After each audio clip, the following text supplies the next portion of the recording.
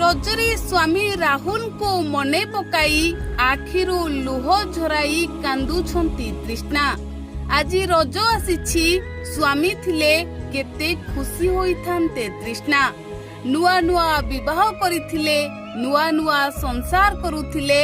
ଆଉ ଆଜିର ଦିନକୁ ନେଇ ରାହୁଲଙ୍କ ସହ ତୃଷ୍ଣା ଅନେକ କିଛି ଯୋଜନା କରିଥିବେ।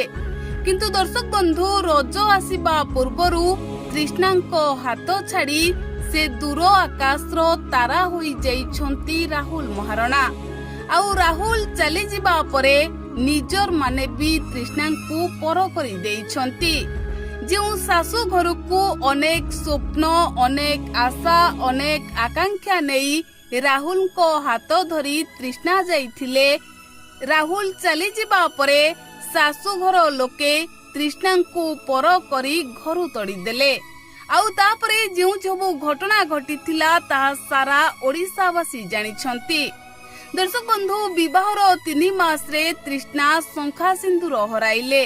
ଯାହାକୁ ନିଜ ଜୀବନଠୁ ଭଲ ପାଇ ବିବାହ କରିଥିଲେ, ସେ ତୃଷ୍ଣାଙ୍କ ହାତ ଛାଡ଼ି ଅଫେରା ରାଇଜକୁ ଚାଲିଗଲେ। ହେଲେ ତୃଷ୍ଣା ଜଣେ ସାହସୀ ଝିଅ। ତୃଷ୍ଣା ଏହି ପରିସ୍ଥିତିକୁ ସାମ୍ନା କରିଛନ୍ତି। ସାରା ଓଡ଼ିଶାବାସୀ ଭଗବାନଙ୍କୁ ତୃଷ୍ଣାଙ୍କ ମଙ୍ଗଳ ପାଇଁ କାମନା କରିଛନ୍ତି। ଆଉ ଏବେ ଲୋକେ କହୁଛନ୍ତି, ଆଜି ଯେତେବେଳେ ରଜ ଆସିଛି, ସମସ୍ତେ ଯେତେବେଳେ ହସ ଖୁସିରେ ମସଗୁଲ ହେଉଛନ୍ତି, ସେତେବେଳେ ତୃଷ୍ଣା ରାହୁଲଙ୍କୁ ବି ମନେ ପକାଉଥିବେ।